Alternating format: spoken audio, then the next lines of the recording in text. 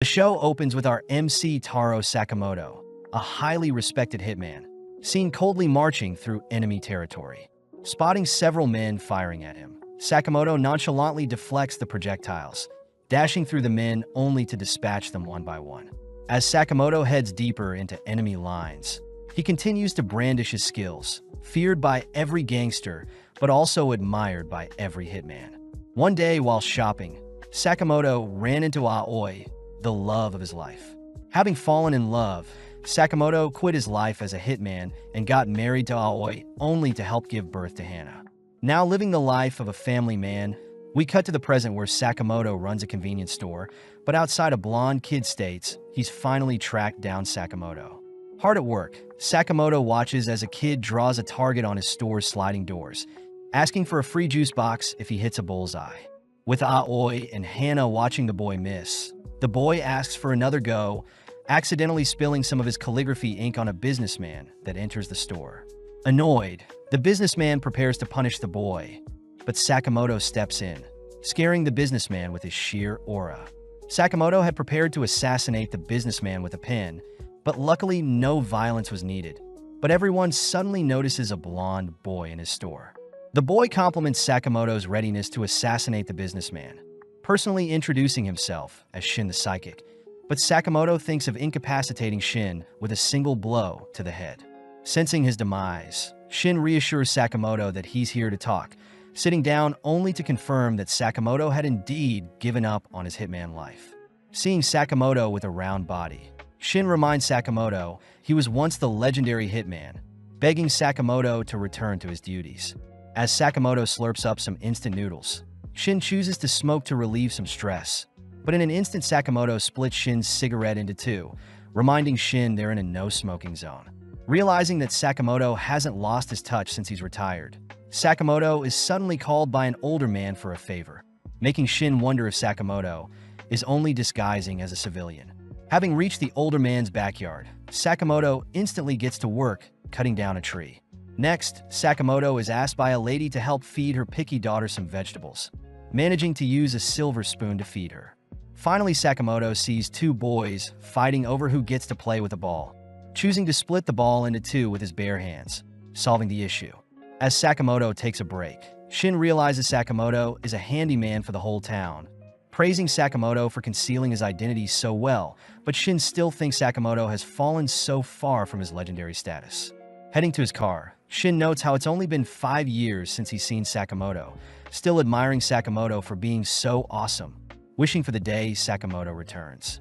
Suddenly receiving a call from his boss, Shin reports that he had failed to convince Sakamoto to return, but the boss asks if Shin had eliminated Sakamoto for betraying them. Shin tries to convince the boss to leave Sakamoto alone, but the boss reminds Shin he'll be eliminated and replaced if he fails. That night, Shin washes up, thinking back on his missions with Sakamoto, knowing he should be the one to put his old partner down. Heading back to the store the next day, Shin walks past Aoi, Hana, and the boy playing, apologizing in advance. Upon entering Sakamoto's store, Shin tells Sakamoto he'll be leaving town today, choosing to pull out his gun as he bids farewell to Sakamoto. Seeing Shin pull the trigger, Sakamoto chooses to spit his cough drop as Shin's bullet, deflecting it onto a bag of chips on the counter. Trying to reload, Shin is distracted by an ice cream flung at him, but suddenly realizes that Sakamoto has disappeared. Cautiously scanning the aisles, Sakamoto manages to distract Shin by making some noise in one of the aisles, only to make use of a rubber band and some cough drops to snipe Shin through the shelves. Rushing to evade Sakamoto's cough drops, Shin and Sakamoto catch a glance of each other at the end of the aisle, but Sakamoto tosses a cream puff at Shin, obstructing his vision. Having bought enough time, Sakamoto sneaks up from behind, winding up a torrential kick that sends Shin flying through several shelves, reminding Shin of when he used to train with Sakamoto.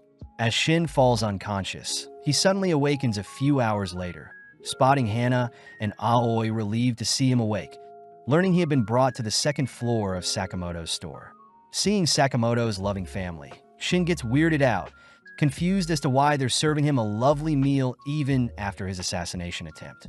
Believing the food to be poisoned, Shin chooses to face the challenge head-on, but instead begins breaking down grateful to be served such a delicious and hearty meal.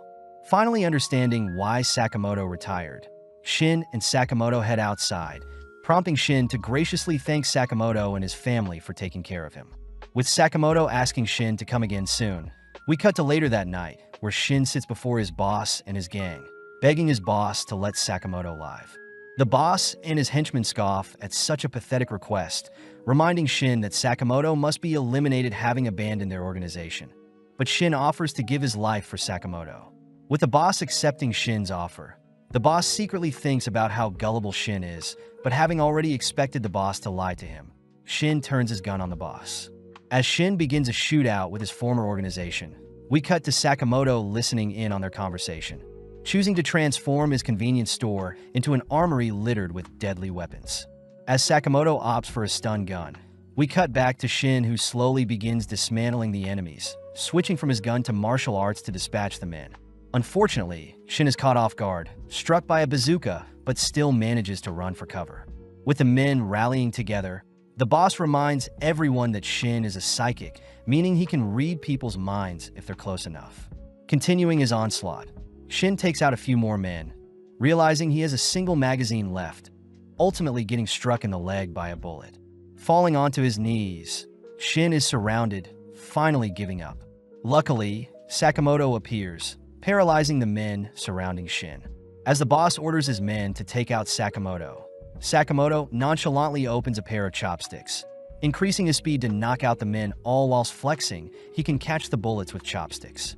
Spotting a man wielding a katana, Sakamoto easily evades, kicking the man aside only to block a spray of bullets with pins, slaying the gunman with said pins. Cleaning up the remaining gunmen, Sakamoto locks onto the boss and his remaining henchmen, running to evade the projectiles only to slay the boss with a single slash. With Shin reminded of why he respects Sakamoto so much, Shin realizes Sakamoto had bugged his gun when he was unconscious and is suddenly offered a job by Sakamoto.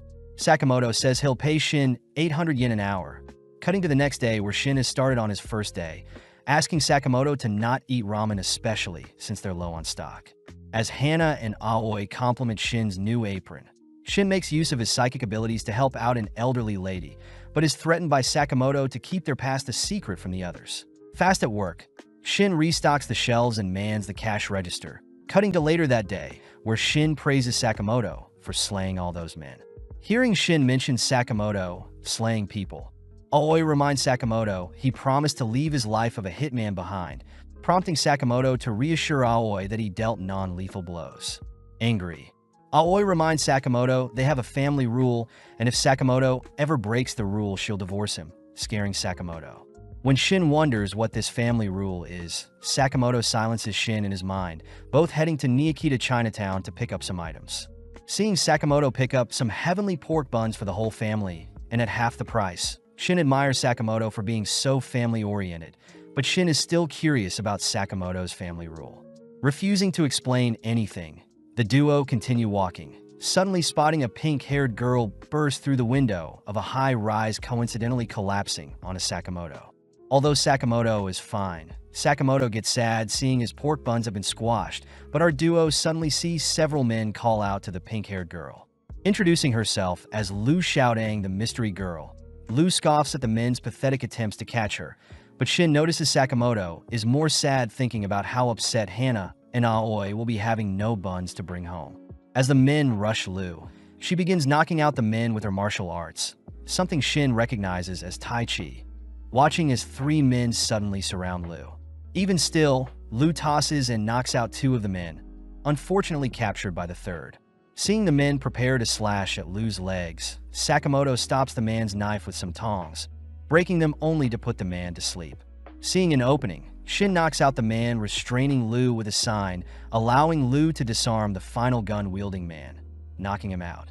As the trio catch their breaths, they suddenly hear an even larger swarm of men chasing after them, forcing Sakamoto to pick Lu up, all 3 fleeing from the swarm.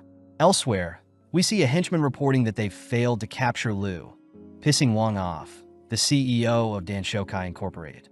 Wang reminds everyone he slayed Lu's entire village, and still they failed to capture her.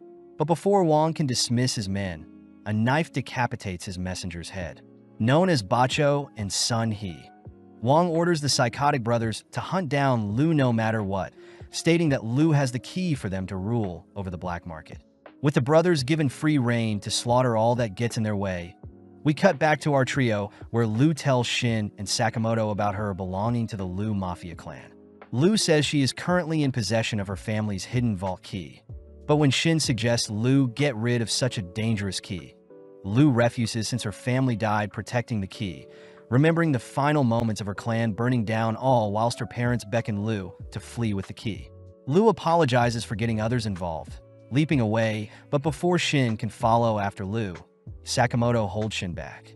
Before Lu disappears, Sakamoto asks if Lu can make pork buns, agreeing to assist Lu, and in exchange Lu must make pork buns for them once they make it out alive. Before Shin can question Sakamoto's judgment, Bacho appears, landing a direct kick on a Sakamoto that sends him flying. Sun scolds Bacho for attacking so barbarically, alerting Shin as to who these monsters are. But Lu says they're twin hitmen that charge high hit rates for their perfect resume of assassinations. On top of things, the brothers have been seen sketching the heads of their victims, something that pleases Bacho since they're so well known. But Sun reminds Bacho they should be more elusive since they're hitmen. Seeing Shin dash in close, Sun easily catches Shin's fist, mocking Shin for acting so emotionally after Sakamoto was defeated. Leaping back, Shin feels bad for those who disrespect Sakamoto, but Bacho takes the chance to blink behind Lu, preparing a lethal slash. Appearing out of nowhere, Sakamoto smashes Bacho into the ground, shocking everyone as Sakamoto's punch tears a hole in the roof they're standing on, making Sun wonder who Sakamoto is. As Sakamoto ignores Sun's questions, Bacho says he'll pay Sakamoto back, all while Sun asks for Lu to hand over the key in exchange for a quick death. Hearing Lu choosing to give her life to protect the key, Sun reveals that her parents said something similar before he slaughtered them, infuriating Lu as she rushes forward. Grabbing and tossing Lu back, Lu is reminded not to get emotional. But Lu says the vault contains her ancestors' legacy, something Lu's father had given his life to protect. Having heard enough, Sun tosses a kunai at Lu, forcing Sakamoto to intercept the blade, asking the brothers to not dictate others' lives. With Lu seeing Sakamoto bleeding from catching the kunai, Lu asks why Sakamoto would go so far to protect her, flashing back to the Christmas season when a younger-looking Sakamoto has brought Aoi a gift. Aoi is angry seeing Sakamoto covered in blood, knowing he had to murder people to get her a gift. Seeing as Sakamoto refuses to change, Aoi chooses to jump from their location, forcing Sakamoto to chase after her, clinging onto her. Luckily, the snow beneath them softened their fall. But Aoi uses the moment to show Sakamoto just like how he cares for Aoi. There are people that care for the people Sakamoto kills, asking Sakamoto to promise to never slay another and instead save people to atone for his past. With Shin reading Sakamoto's mind, he finally realizes what the no-kill rule is, watching as the brothers rush them. As Sakamoto blocks all of Sun's attacks, Shin chooses to evade and dodge all of Bacho's slashes, intriguing the brothers as to who Sakamoto is. Choosing to unveil one of their hidden techniques, both Bacho and Sun fire off a flurry of attacks at Sakamoto, but Sakamoto nonchalantly slips them all, asking for a pain patch having stressed his neck. Before the brothers can unveil another hidden technique, Sakamoto puts Bacho to sleep with a cooking pot, following up by breaking Sun's weapon using a wok. Seeing Shin helping Sakamoto patch up his hand, Sun attempts to target Lu, but Shin had read his mind, binding and tossing Sun back with a rope. For the finishing blow, Sakamoto smashes a refrigerator on his son, tying the two men up as Lu wonders who our duo is. As Sakamoto munches on some crab, we cut over to Wang, who wonders where the brothers are. Yearning for the day he can open the vault before him. Suddenly receiving a delivery, Wang spots the brothers tied up, suddenly restrained by Lu, who says she needs to pay Wang back for all that he's done. A few minutes later, Lu is seen repeatedly punching Wang, exciting Shin as he wants to join in, but Sakamoto prepares to put Shin to sleep. Having had enough, Lu says she shouldn't slay people and instead should live a happy life, choosing to finally unlock the vault with her key. As the trio head inside, they're amazed by the antique relics littered all over the vault. Something Shin reads are valuable items every past leader of the Lu clan treasures. Seeing the item her father left behind, Lu reads that her father had left behind some valuable booze to one day share with Lu. making Lu treasure her family. Sitting down, Sakamoto unveils the squished pork buns, snacking on them as Lu remarks the Japanese buns are pretty tasty. The next morning, Shin sees reports of the aftermath of their brawl with Wand and the brothers, suddenly seeing Sakamoto enter the store exhausted. Seeing Lu enter with an apron, Shin wonders why Lu doesn't just sell her family's vault instead of working. But Sakamoto reminds Shin that he is now part of the family and must follow their family's no-kill rule. At the same time, we see several figures receive a bounty on Sakamoto and Shin, with Sakamoto's bounty valued at 1 billion yen. With several days passing, Lu continues to show up to work, but is scolded by Shin for being 2 hours late. Restocking the aisles, Shin calls out Lu for placing detergent in the drinks section of the fridge, but Lu says customers can figure it out themselves, stuffing everything into one place. Shin wonders if Lu has ever worked a job in her life, learning that Lu used to help her dad dig and bury strange bags, but this makes Shin ask for Lu to be fired. Hearing the two argue, Sakamoto asks for Shin to not say such mean things, and that Lu should apologize when she's late, shocking the two. Heading outside, Sakamoto reminds Shin to sweep outside and for Lu to finish prepping the pork buns, but Shin is more worried realizing how talkative Sakamoto is. Sakamoto reminds Shin that he is human too, but out of nowhere a second Sakamoto appears, sitting down at the counter and picking up where the first one left off. The first Sakamoto accuses the second of being a doppelganger, thrusting a sword at the second, but the second dodges, holding up a blade to the first as the first pulls out a gun. With both Sakamotos standing down, the second Sakamoto greets Nagumo, prompting the first Sakamoto to unsheath his disguise. Shin gets terrified, unable to read Nagumo's mind, watching as Nagumo turns and laughs at both himself and Lu. Annoyed, Shin and Lu punish Nagumo, demanding to know how Sakamoto knows Nagumo, learning that Nagumo works in the supermarket across the street and is friends with Sakamoto. Hearing Nagumo mention he is 18, Shin wonders how Sakamoto met him, but Sakamoto reveals Nagumo is 27 and that there is no supermarket across the street. Seeing as Nagumo lied to them again, Shin and Lu beat and tie Nagumo up, prompting Nagumo to mention that Sakamoto has a 1 billion yen bounty on his head, but Lu and Shin refuse to believe another one of Nagumo's outrageous lies.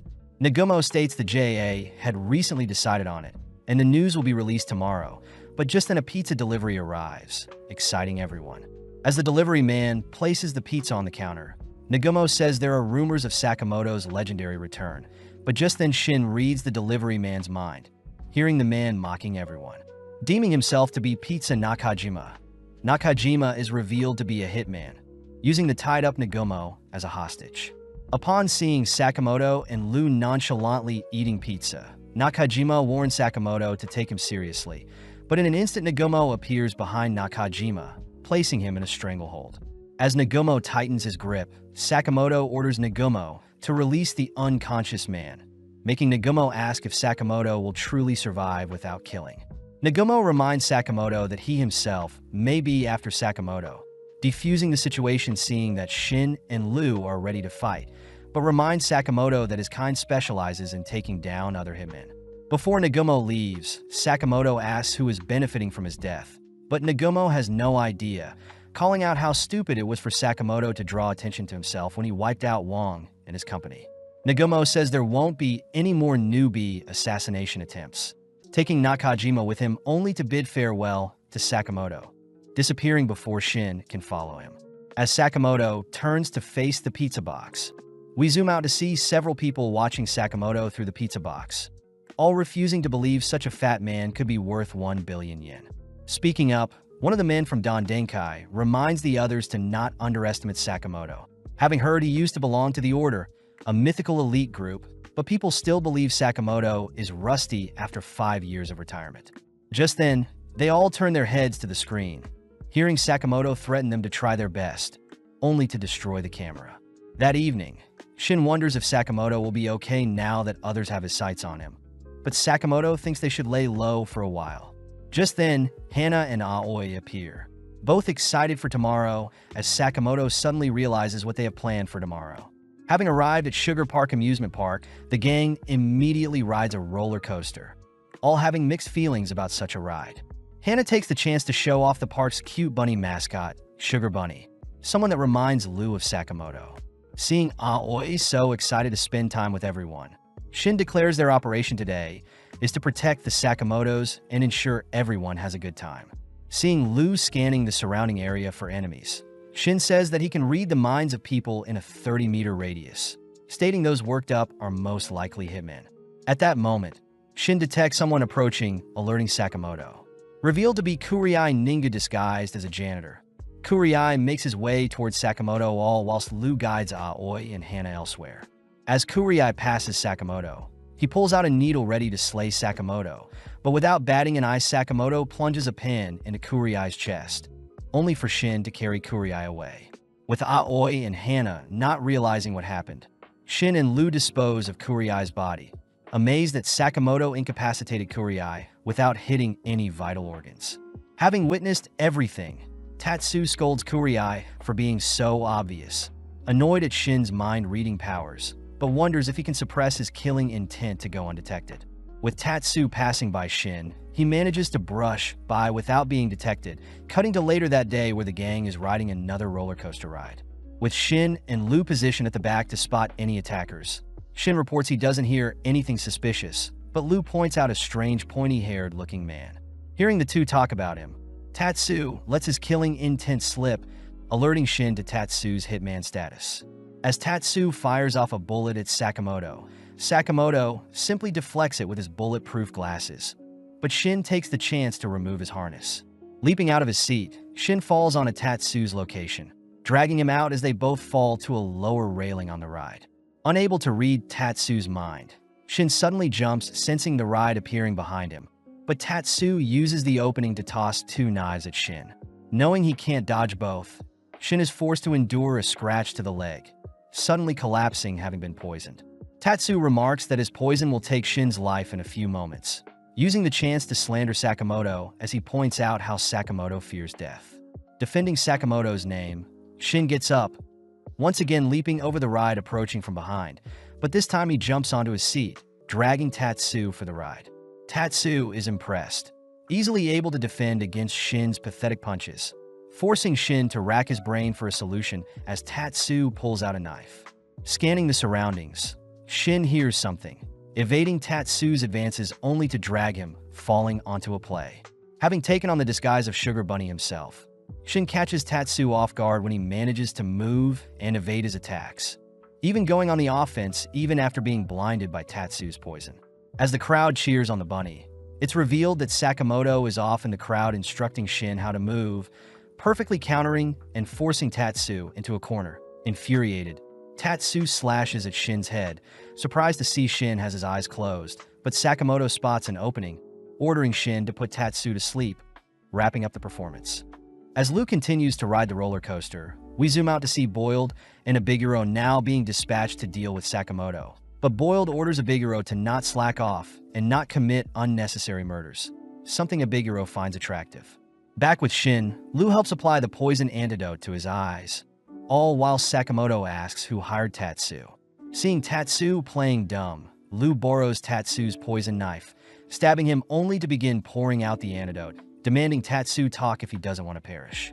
Tatsu reveals that he was hired by Don Denkai, an underground company with a toxic work environment that requires hitmen to work solo.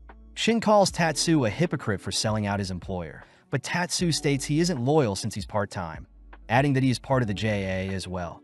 With Lu curious as to what the JAA is, Shin shows Lu his license for the Japanese Association of Assassins. Apparently, the JAA is a company that helps manage the top hitmen, giving them hits in exchange for a fee, and only works with the top 400 hitmen, with both Shin and Sakamoto being members. Seeing as this is the perfect chance, Tatsu asks if Sakamoto used to be in the order, but upon seeing Sakamoto's serious glare, Tatsu is impressed that the rumors he heard weren't just lies. At that moment, Aoi and Hana arrive, recognizing the tied-up Tatsu as the villain they saw in the performance, convinced that Shin is simply practicing more performances with Tatsu brushing him off. With the gang all heading off to enjoy Hana's handmade meals, Shin stays back to confiscate Tatsu's deadly weapons, asking Tatsu to enjoy his life. Tatsu is surprised he has been spared, spotting Hana running back to give him a bandage, weirded out. Now that he's alone, Tatsu reveals he could have freed himself all this time, but instead chooses to enjoy the amusement park, cutting over to Sakamoto, who indulges in the lovely handmade meals with the others. Shin utters that his mind is currently foggy, having been afflicted by the antidote, prompting Lu to ask Sakamoto if they could leave for the day. With Aoi arriving, she demands to know what our trio are hiding, cutting over to Tatsu, who is being confronted by Boiled. In an instant, Abiguro restrains and sits on Tatsu, but seeing Abiguro acting so cocky, Boiled orders Abiguro to close her legs. Embarrassed, Abiguro lets Tatsu go, learning that Abiguro and Boiled have been sent to ensure Tatsu doesn't fail, especially since Tatsu will be removed if he fails. Abiguro voices how excited she is to be hunting down the legendary Sakamoto, but Tatsu notes how goofy the two are, remembering that the duo had eliminated over 100 people during the Balkan battles 2 years ago. Back with Sakamoto, he along with Lu and Shin rush to explain their excitement for the amusement park, reassuring Aoi and Hana that they're good to continue exploring the park. More alert than ever, the gang ensures Hana and Aoi's time in the park isn't spoiled, cutting to later that evening where Aoi takes the gang to a haunted house, a location that favors assassins. Guided by a deceased nurse, the nurse explains her backstory, tickling Aoi and Hana's curiosity, but Lu is clearly hating the atmosphere. With the gang left to explore the haunted house, Boiled and Abiguro are seen spying on them through the control room, all whilst the gang compliment the unique details done to the interior. Out of nowhere, Shin is attacked by a zombie, forcing Sakamoto to draw the zombie's attention, evading and barraging the zombie with strikes, impressing Shin as the zombie seems to be stunned. Continuing through the ride, Sakamoto shows Shin the zombie's license, noting how the zombie was a mere rookie hitman. But Boiled and Abiguro can't help but be amazed at Sakamoto's moves even after retiring.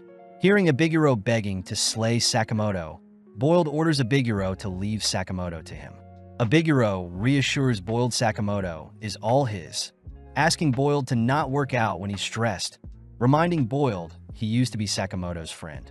Flashing back, we enter the Hitman training center, only to see a 15-year-old Boiled meeting a 14-year-old Sakamoto for the first time.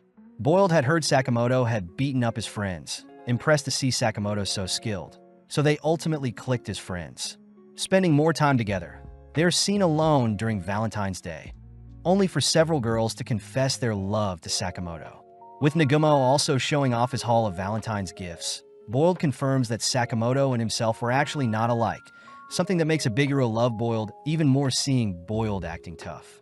As Sakamoto and the family head deeper into the haunted house, Sakamoto is forced to deal with several more zombie attackers, amazing Shin as Hana is unfazed by the horror around her.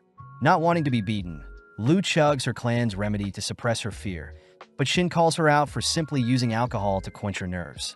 Passing by a sealed-off door, the gang hears some banging sound, prompting Lu to excitedly open the door, only to realize a horde of zombies had been lying in wait. With Shin unable to protect Aoi and Hana, Sakamoto attempts to make his way through the swarm, suddenly intercepted by Boiled himself. With Boiled blowing Sakamoto into a different section of the house, Boiled evades a card thrown at him. Hearing Sakamoto demand Boiled let him pass. With Boiled disappointed to see Sakamoto doesn't remember him, Sakamoto gets pissed, declaring he'll show Boiled hell. At the same time, Shin manages to clear the zombies, entering a room only to be relieved seeing Aoi and Hana sleeping peacefully. Speaking up, Abiguro reassures Shin that the girls have only been put to sleep, declaring that she and her zombies will have to distract Shin until Boiled is done. Out of nowhere, Lu fires off a kick that sends Abiguro flying, something Shin recognizes is the drunken fist style of fighting. With Abiguro excited for a decent fight, we cut back to Boiled to ask again if Sakamoto remembers him. Ignoring the question, Sakamoto asks where his family is, dashing in close to sneak attack, but Boiled detonates an explosion before Sakamoto can get close. Equipping his special gloves, Boiled sends several more explosives bouncing around the room, detonating them only to use the explosion to land a flush punch on Sakamoto. Back with Lu, she rushes in for strike on Abiguro, but Abiguro nonchalantly catches Lu's fist, complimenting Lu's technique only to shake Lu until she gets sick.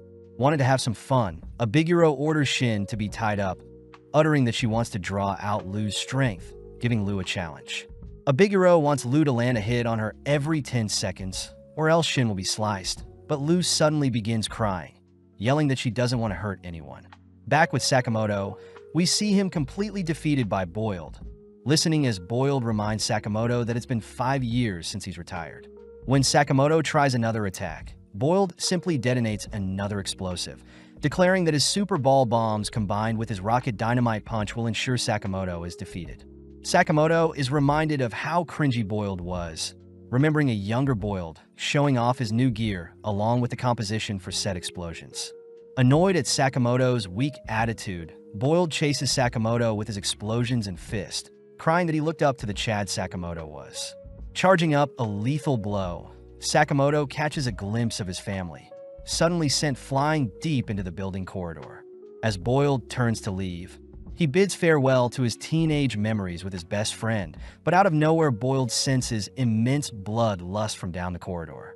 Marching towards Boiled, Sakamoto begins listing the chemicals Boiled uses for his bomb's composition, declaring that he's finally remembered Boiled and will now show Boiled how much he's grown. Back with Lu, she manages to withstand several of Abiguro's strikes, impressing Shin as he thought he would be finished. As Abiguro sends a roundhouse kick, Lu manages to duck, striking Abiguro with her braids, luckily resetting the 10-second timer. Firing off an axe kick, Abiguro pummels Lu, frightening Shin as Abiguro turns to leave. Surprisingly, Lu gets back up with a nosebleed, laughing at how desperate Shin sounded. Abiguro gets weirded out, seeing Lu scoffing down more boos. But when Abiguro chases Lu with several attacks, she fails to land a single one, instead receiving a kiss that resets the timer. In a mere instant, Lu fires off a lethal kick of her own, terrifying Abiguro as she barely dodges, begging Lu to try and slay her. Sadly, Lu utters that it's against her family's rules to kill anyone, annoying Abiguro as she reminds Lu that Sakamotos are a family of 3. Catching Abiguro's kick, Lu is pissed hearing Abiguro calling their family matters stupid, countering with a devastating hook. But before it lands, Lu suddenly halts. Having awoken from her drunken daze, Lu asks to know where she is, but Abiguro begins to quiver. Having never considered anyone as her rival, Abiguro pulls Lu close, deeming Lu her frenemy for life. Back with Sakamoto, he terrifies Boiled, seeing as Sakamoto had slimmed down out of nowhere. But Boiled tries taunting Sakamoto when he reminds him of his family. Sakamoto states he believes in Shin and Lu, instantly dashing forth as he lands a swift punch on Boiled, blowing him through the building's walls. Following up, Sakamoto lands strike after strike, even clashing with Boiled's rocket fist, only to shatter it with his bare knuckles. Backing off, Boiled tanks all the blows, attempting to fire off several ball bombs, but Sakamoto catches each one before they have a chance to detonate, instead using them to empower his fist, knocking Boiled further back. Knocked down, Boiled demands to know how a retired Sakamoto is so strong. But Sakamoto reveals he has a reason to fight, having chosen to fight for the people he loves. Following a couple on a merry-go-round, they suddenly feel a massive rocking sound as something approaches their ride, revealed to be Sakamoto, who has slammed Boiled into a separate ride. As Boiled loses consciousness, we cut to Aoi, who has awoken next to Shin, Hana, and Lu, demanding to know how they got here. Making up an excuse, Shin rushes to search for Sakamoto. Cutting over to Sakamoto, he and Boiled nonchalantly exit the destroyed carriage, forcing Boiled to pay for the destroyed ride only for the two to head for some roasted pork buns. Joining the two, Shin is amazed to see Sakamoto so thin. Snapping some pics as Shin is reminded of the legendary Sakamoto, but Boiled is more curious as to how Sakamoto will get Don Denkai off his back. At that moment, Aoi appears, asking to know what this bounty on Sakamoto's head is. Forcing Shin and Boiled to sit in as well, Lu and Abiguro are seen escorting Hana elsewhere, all while Sakamoto reveals he has a bounty hit on him. Before Aoi can scold Sakamoto, Boiled asks that Aoi not be too harsh, seeing as Sakamoto was hiding his bounty to not worry Aoi, but Aoi orders Boiled to be silent. Taking out their family rules, Aoi reminds Sakamoto of Rule 6, asking Sakamoto to not hide anything from his family and instead gives Sakamoto permission to resolve things rather than hide it from his family. Seeing as things are fine now, the family head to enjoy the parade, prompting Shin to ask how Sakamoto plans to remove his bounty. Sakamoto says the only way is to find the client and make them withdraw the hit, but Abiguro says it'll take a while to track down the client. Shin asks if Boiled could give them his boss's contact details. Annoyed to see Boiled, is no help only to part ways with the duo. With Sakamoto stating he has other connections, we cut to the next day, where Sakamoto has regained all his weight, all heading through several alleyways only to stand before a video rental store. Searching through the shelves of the store, Shin stumbles onto a movie titled Don Denkai, all three heading out back to enjoy the show. The disc describes Don Denkai as a hitman organization with over 50 members, even describing Don Denkai's headquarters along with how the organization was formed. But as the movie wraps up, Sakamoto heads out to pay. Charged with 706,000 yen, Sakamoto turns to leave but is warned by the receptionist that someone Sakamoto used to work with is after him, unable to give any more information than that. That night, we see Nagumo dining with three others, questioned by Hyo, who accuses Nagumo of meeting with Sakamoto. But when Nagumo states he didn't, Shishiba asks that everyone quiet down since they're waiting for someone special. With Hyo and Nagumo bickering, Shishiba asks how Osaraji is doing, warned by Osaraji to not take another bite of his meal. Upon further inspection, Shishiba calls for the chef, suddenly slamming the chef onto the table only to slay the chef having not wanted onions in his risotto. At that moment, an older-looking man introduces himself as Iria from the J, amazed to have all the order members before him. But Hyo points out they're missing 4 others. Shishiba adds that 3 members never show, but it's strange how Takamura isn't with them, all blaming Takamura's old age for forgetting their meeting.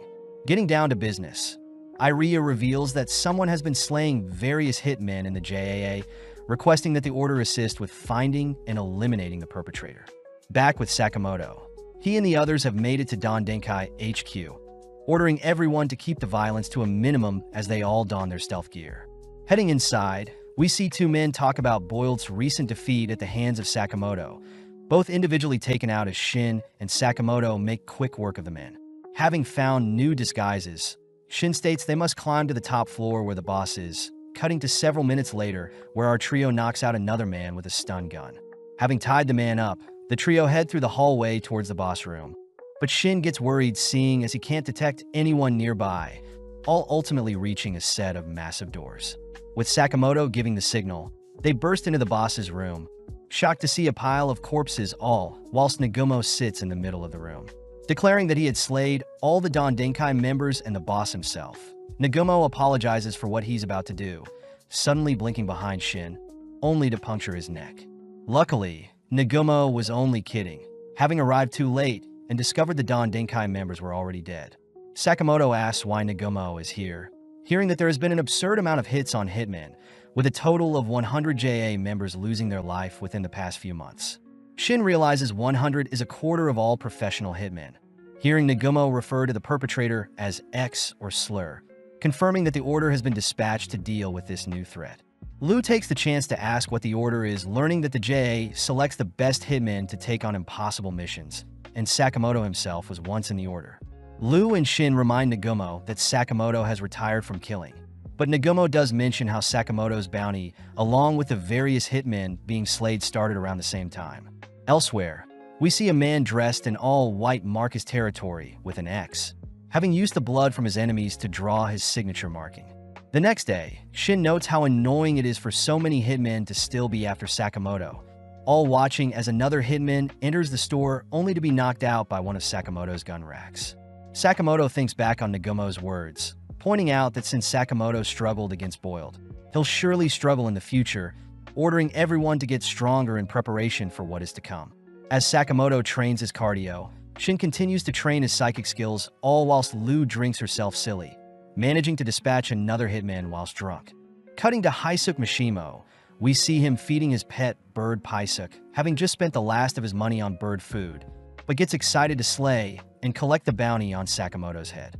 Back at Sakamoto's shop, Shin and Liu are annoyed that the store will need repairing due to the hitmen attacking Sakamoto, but seeing as they're low on funds, Shin suggests they enter a paintball tournament with a prize of 1 million yen. At that moment, Mishimo enters the store, holding up a slimmer-looking Sakamoto, only to ask if our trio knows where his target is. Luckily, Sakamoto's chubby disguise convinces Mishimo that he's got the wrong store, but Shin wonders how stupid Mishimo truly is. When Shin reads Mishimo's mind, Shin gets annoyed seeing a clutter of random thoughts, managing to convince Mishimo that Taro Sakamoto is a very common name. Completely lost, Mishimo reveals that he won't be able to cover the travel fee home, nor does he have any food or money, despairingly leaving the store. When Shin and Lu try to get back to work, Shin realizes that Mishimo is still looking at them, shedding tears as he cries for help. Reluctantly, our trio sends Mishimo off with a bag of pork buns, gratefully sharing the meal with his bird. That night, Mishimo returns to his rundown tent, having been a gift from his grandma, only to declare that he'll be rich one day. Mishimo thinks back on when some older men fired him from being a hitman, swearing that he'll prove the higher-ups wrong. But suddenly a gust of wind topples Mishimo's tent. On the brink of tears, Mishimo suddenly spots a flyer, seeing it to be a paintball tournament for 1 million yen, crying out that this may be his big break. As the day of the 52nd Ikurizaka paintball tournament kicks off, Shin and Sakamoto arrive bright and early, stocking up on some high-end walkie-talkies. Off to the side, they spot that Lu will be cheering them on, not wanting to participate, but suddenly the trio spot Mishimo trying to join by himself, reminded that only teams of 2 to 5 can join. Luckily, Mishimo spots our trio, officially forming a team with Sakamoto and Shin. With the announcer explaining the rules, she states that paintball BB pellets will be used, allowing the whole street to be their playgrounds. But Shin is more impressed that the event is to encourage a community cleanup of the neighborhood. As the players get into position, our trio are seen going over the rules. But as the game starts, 4 men in jumpsuits target Sakamoto's group. In an instant, the 4 men are struck with paintballs, shocking Shin as Mishimo manages to locate and strike the 4 men in mere seconds. Before Shin can ask any questions, he leaps to evade several pellets, managing to strike out 2 other players, but 2 men seem to have snuck up on Sakamoto during the chaos. Unfortunately, Sakamoto steals the men's guns, easily eliminating another party as he dreams of bulletproofing his store and stocking up on all sorts of cup ramen. Mishimo is grateful to have such competent teammates, wondering if Shin and Sakamoto are paintball nerds, but Lu accidentally gets carried away cheering for our trio, revealing Sakamoto to be Mishimo's target. As Mishimo checks the photo once more, Shin tries to cover it by pointing out features Sakamoto is lacking from the photo, but as Mishimo and Shin share a laugh, the 3 suddenly raise their weapons ready to brawl. As Mishimo finally realizes who Sakamoto is, he states he hates liars, but before the trio can turn on each other, another party attempts to snipe them from afar. Forced to scatter, Shin and Sakamoto take down the enemy team, all whilst Mishimo calls for Paisuk to airdrop his actual rifle. Lock and loaded, Mishimo sends a bullet flying directly at Sakamoto, forcing Sakamoto to deflect the bullet with his palm, but loses a portion of his hand in the process. As Mishimo runs off to regather his thoughts, Shin and Sakamoto are forced to focus on the paintball players that have surrounded them. As Mishimo and Paisuk run off, they both cry, fearing they'll have to take down the people that helped them. But as the paintball tournament begins to wrap up, we see Sakamoto instruct Shin to not expose himself when dealing with snipers. With Sakamoto taking charge, he peeks to try and spot Mishimo, but a bullet ricochets off a nearby street mirror, forcing Sakamoto to dodge. Seeing Paisuk nearby, Shin wonders where Mishimo is. Following Mishimo, who is amazed Sakamoto dodged another one of his shots. Shin gets skeptical at Mishimo's skills, but Sakamoto reveals that Mishimo's projectiles have absurd spin to them. Bullets, Mishimo confirms, are meant to ricochet as to prevent the target from tracking the sniper's position.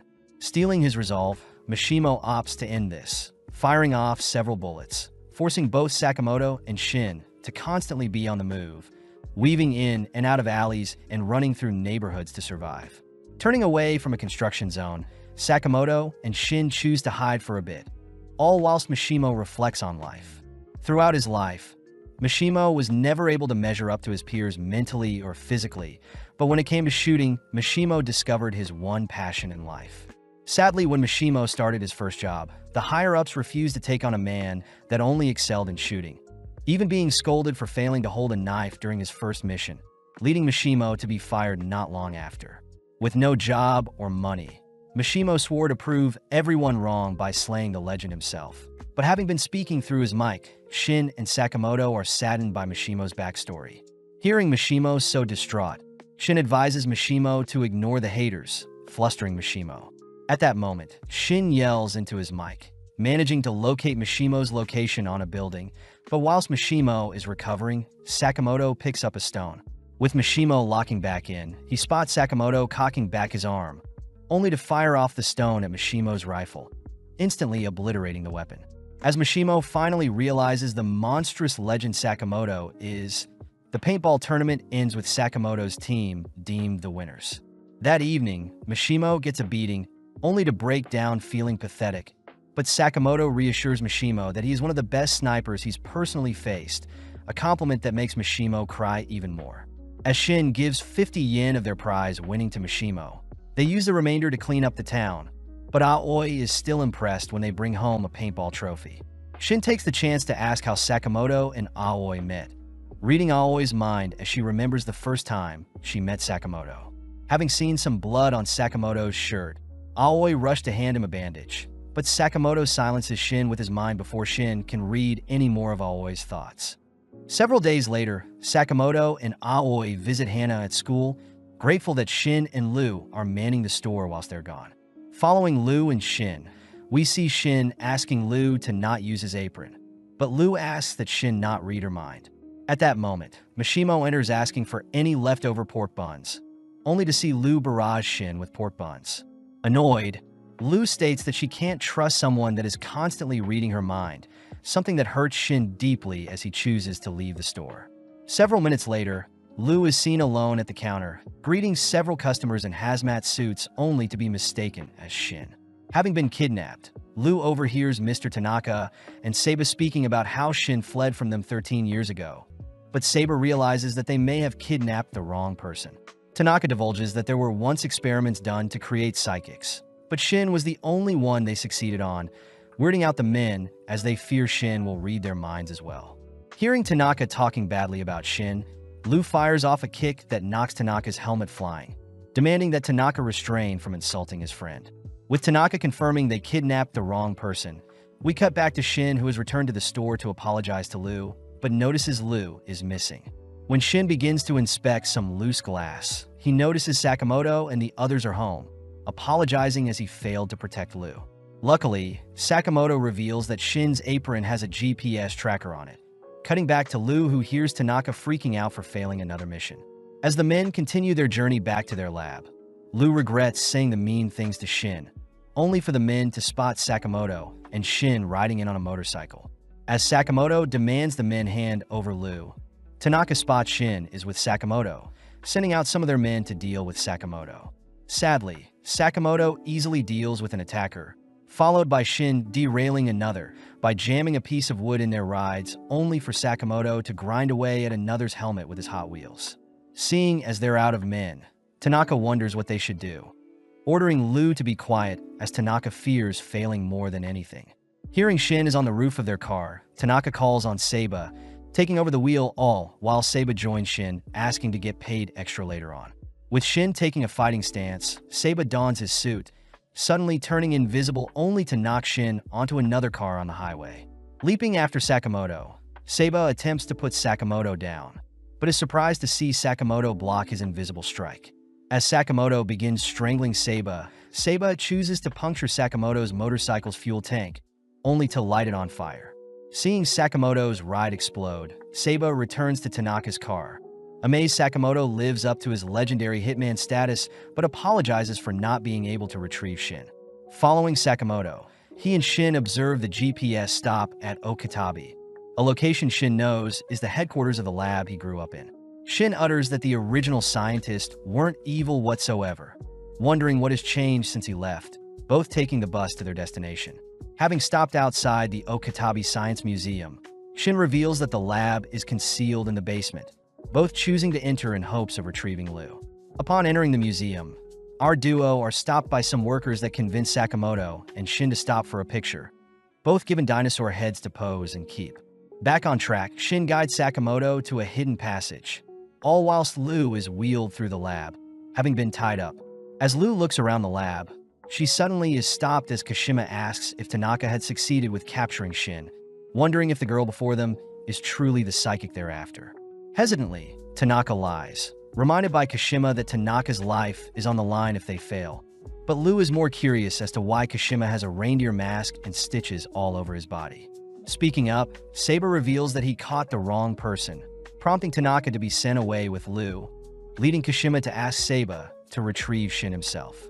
Back with Shin, he stands before several clocks, turning the clock's hands and maneuvering a nearby bear only to reveal a secret elevator. When Shin tries to enter the passcode from several years back, he's surprised to be denied, suddenly spotting the bear's head reveal a gun that fires at them. Managing to evade the gun spray, Sakamoto makes quick work of the brown bear, all watching as a second bear appears, but Shin skewers the white bear before it can fire off any projectiles. With a voice announcing that Phase 1 is over, the elevator along with the bear's corpses are removed, giving rise to the dinosaur bones behind them. Seeing the dinosaur attack with its tail, Sakamoto pulls Shin down, all whilst thinking about how Hana would love to see a real-life dinosaur. As Sakamoto continues to evade the dinosaur's advances, Shin manages to spot a device in the dinosaur's mouth, giving Sakamoto the idea to taser and paralyze the dinosaur. Sadly, the machinery controlling the dinosaur simply reboots, this time attacking Sakamoto more aggressively. Dodging to evade the dinosaur's tail, Sakamoto tries again to paralyze the creature, but gets his stun gun destroyed, pissing him off. No longer holding back, Sakamoto rushes towards the dinosaur's mouth, punching and shattering the machine in the dinosaur's mouth. Following up, Sakamoto knees the dinosaur away, only to finish off the creature with an axe kick. With Shin baffled by Sakamoto's sheer strength, we cut to Dr. Ishikawa, who begs to be given some time off, having been working for 3 days straight with no sleep. Refusing to hear it, a man in a suit knocks Ishikawa down, preparing to take Ishikawa's life when he hears Ishikawa call their research silly. At that moment, Sakamoto and Shin dispatch the man in the hazmat suit, exciting the researchers as they recognize Shin, revealing that the director Shin is looking for has been locked up in the lowest floor and the lab itself is taken over by an assassin group. Having appeared a year ago, the lab was overtaken by Kashima and his henchmen, dead set on integrating assassinations with new technology. Plus, Kashima has several powerful hitmen working for him. When Sakamoto declares they'll have to take care of Kashima first, Ishikawa hears someone coming, rushing to hide Sakamoto and Shin in lockers. At the same time, Tanaka is seen locked up, begging to be let out only for Liu to silence him with a kick. Annoyed, Tanaka points out how silly Liu is for trying to break the bars with a rock, both suddenly turning to greet director Asakura, who offers an alternative method to escape. Back with Ishikawa, he hurriedly greets mad Horiguchi, all whilst trying to not give away Shin and Sakamoto's hiding place. Intrigued, Horiguchi tortures Ishikawa with a borrowed pen, asking the other lab members if they know anything, but Horiguchi suddenly evades a stray pen, spotting Shin has revealed himself. When Ishikawa asks why Shin isn't just hiding, Shin thinks back on the fond memories he had with the lab members, asking if Horiguchi is one of the leaders under Kashima. Confirming the fact, Horiguchi gets excited to show off their research, taking out a syringe, only to blink behind Shin, stabbing him with said syringe. Putting some space between them, Horiguchi performs an experiment, suddenly changing Shin's voice as the syringe disrupts the signals in Shin's brain. Annoyed, Shin chases after Horiguchi, demanding that he fix him. But in an instant, Sakamoto appears, pummeling Horiguchi with a devastating punch. Having been finally free from the locker, Sakamoto asks if Shin wants to save the lab, both preparing to take back Shin's home. Back outside, we see Shishiba and Osaraji visiting the museum, both instructed by Nagumo to check out the place, curious if they'll manage to find a lead on Slur. Following Mishimo, he and Paisuke once again visits Sakamoto's store, spotting Hana sad, seeing as she's been left alone with no one to play with. Rushing to give her some treats, Hana simply cries more, but Mishimo promises to find Sakamoto and the others, only to send Paisuke off for some recon work. In the basement level 4, director Asakura introduces himself to Liu, but having mistaken him for the bad guy, Liu rushes to choke Asakura. With Asakura clarifying he's a good guy, we cut back to Sakamoto and Shin, who notice Horiguchi still standing, amazed to have finally met the legendary Hitman. Horiguchi is disappointed at how far Sakamoto has fallen, revealing that he had stuck a needle in Sakamoto as well. But as Sakamoto rushes to engage Horiguchi, Sakamoto's fist suddenly lands on Shin instead. Weirded out, Sakamoto hears that the needle Horiguchi stuck in him confuses the brain and switches enemies with foes. But before Horiguchi can boast anymore, Sakamoto smashes him with another heavy punch. Having aimed for Shin, Sakamoto works around Horiguchi's little trick, but Horiguchi simply gets back up more excited to test out his experiments. Cutting to Lu, she hears that Asakura had been locked up because he disobeyed orders. But Lu gets annoyed, choosing to vent her frustration on Tanaka, the person who mistook her for Shin. Hearing Shin's name, Asakura reveals he was the one who gave Shin his psychic abilities, blaming himself for ruining the brat's life. Flashing back, we see a younger-looking Asakura forced to babysit a bratty Shin, both disliking each other all whilst Asakura continued his research into the supernatural. One day, Ando, his acquaintance, had left Shin to Asakura, only to suddenly disappear. That night, Asakura grows more frustrated at the lack of breakthroughs in his research, only to see Shin curious in his research. Asakura mentions how although he has yet to uncover anything supernatural, he still holds out hope to be the first to revolutionize humanity, something Shin thinks is very cool. As Shin and Asakura spend more time together, Asakura becomes more drained having to juggle babysitting Shin and continuing his research, passing through the lab one day only to hear fellow researchers mock Asakura's unrealistic research.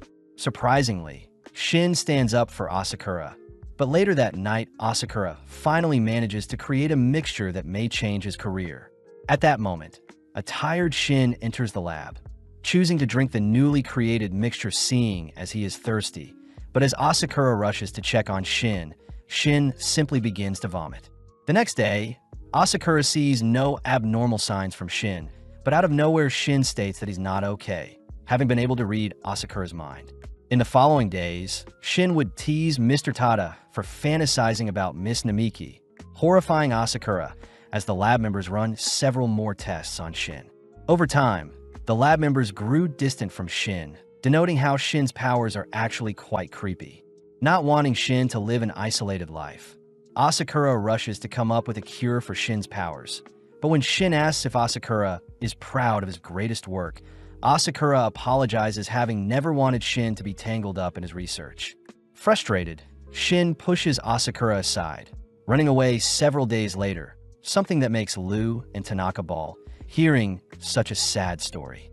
Lu reassures Asakura that Shin doesn't hate him, mentioning how Shin has grown used to his powers. Lu suggests for Asakura and herself to apologize to Shin, seeing as both of them fought with Shin, but Lu brings up Rule 11 of the Sakamoto family, uttering that anytime people fight, they should make up not long after. Laughing at his own pathetic attitude, Asakura reveals a vial of acid he can use to melt through the jail bars, only to ask if Shin has grown taller. Having alerted a guard, Asakura and Tanaka stand ready to face the guard, but in a moment Lu dispatches the guard, declaring that they'll begin making their way to where Shin is. Back with Sakamoto, he's seen misfiring onto Shin, having learnt that Horiguchi can choose to turn on and off the needle, interfering with Sakamoto's attacks. Running through his experiments, Horiguchi unveils a trick to make his arm grow muscular, leaping in close only to smash the ground in front of Sakamoto and Shin. Before Shin can retaliate, Horiguchi simply activates Shin's needle, forcing Shin to attack Sakamoto instead. Unveiling another trick, Horiguchi increased his leg speed, dashing behind Shin only to send him flying through a glass wall. Seeing Sakamoto attempt a sneak attack from behind, Horiguchi manages to freeze Sakamoto in place only to blow him back. Seeing Horiguchi mocking Sakamoto, Shin reminds Horiguchi he can read minds, but getting annoyed, Horiguchi simply assaults Shin with several needle stabs, sending him onto the floor. Horiguchi does wonder why his boss is after Shin's stupid skill, something that enrages Shin, but Sakamoto reminds Shin to not be so emotional. Sakamoto declares he'll show Horiguchi why Shin's powers aren't stupid, prompting Horiguchi to inject himself with several needles, suddenly bloating up as his figure becomes monstrous. With Sakamoto coming up with an idea, he orders Shin to stand in front of Horiguchi, all whilst turning his back to him. When Horiguchi tries to attack, Sakamoto simply starts his own barrage targeted at Shin, but as Shin reads Sakamoto's mind, he dodges Sakamoto's attacks, allowing Sakamoto to wail onto Horiguchi. Unable to find a counterplay, Horiguchi is ultimately beaten up and knocked aside, shriveling up as he's been defeated. As the lab members tidy up the mess, Tada and Namiki help remove the needles in Shin and Sakamoto. With Shin and the lab members catching up, they begin heading toward the 4th floor where Lu is being held, all while Shin hears that an Order member could easily take out 10 Shins in a mere 6 seconds. Shin is annoyed that Nagumo is an Order member, but out of nowhere our duo runs over a trapdoor, forcing Sakamoto to kick Shin aside, all whilst he falls into the trap. Cutting to the 5th basement floor, we see Kashima escorted by Onigahara and Takamito, all three noticing a pile of bodies with Shishiba and Osaraji as the culprits. Kashima demands to know why Order members are here, hearing that the Order are after a slur character, but sadly Kashima has no idea what they're talking about. Before Shishiba leaves, he mentions how manufacturing illegal weapons is a violation against the JA, glaring at Kashima as he states he'll have to dispose of him.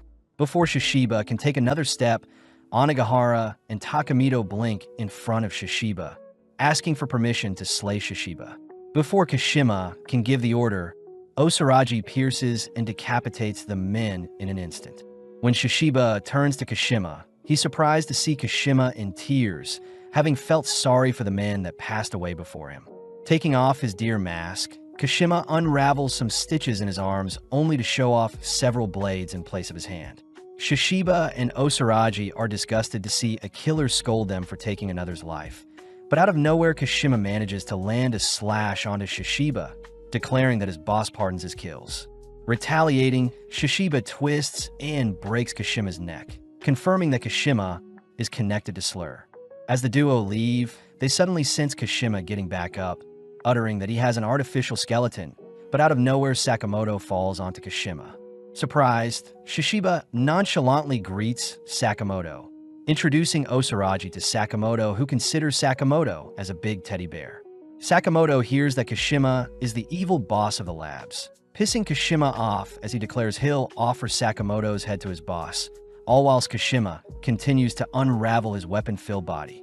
As Osaraji continues to admire Sakamoto's adorable body, we cut to Shin, who is making his way to the 4th floor, suddenly leaping back as he detects that Seiba is attacking him. As Seiba rushes to claim Shin's head, Shin attempts to read Seiba's mind, but is knocked back, unable to see where the attack is coming from. With Shin getting destroyed by Seiba, we cut back to Sakamoto, who watches Kashima latching onto him with some grapples, only to be forced to dodge Kashima's beam breath.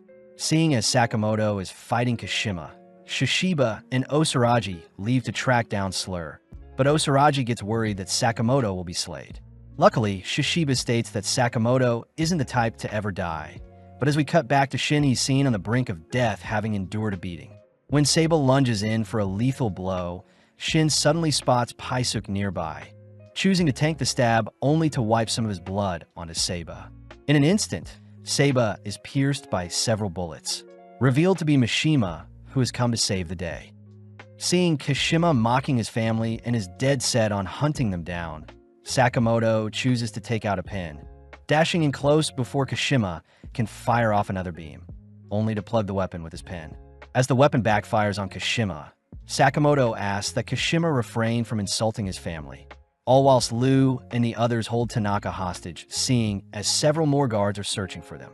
Back with Shin, he is glad to see Mishimo is here to assist, but as for Seiba, he wonders why a sniper would even show himself, suddenly caught off guard when Mishimo fires his ricocheting bullets to attack Seiba, who is hiding.